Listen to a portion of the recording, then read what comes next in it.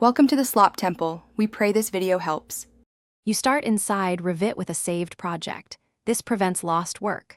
Open File, choose Options, then User Interface so you can change color theme settings. That's where dark mode lives.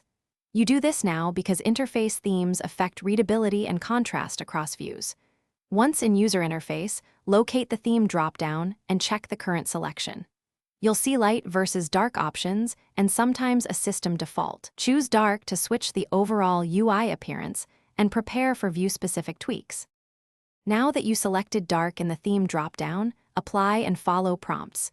Revit may require a restart to fully render the UI change. You do this because some controls refresh only after closing. Once restarted, go to Graphics Settings to fine-tune background, line, and element colors so model contrast remains readable. Make sure to save these changes into a view template that preserves dark appearance across sheets and views, preventing inconsistent visuals when others open files or when you switch projects. Finish by saving a template with your dark UI and graphics adjustments, then test plan, elevation, and sheet views to confirm contrast is usable.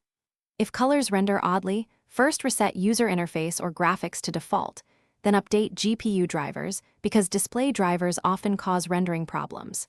Make sure to document the change and tell your team so everyone expects the new look.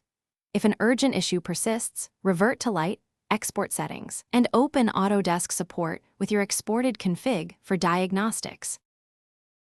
Thanks for watching. Consider subscribing if we helped you.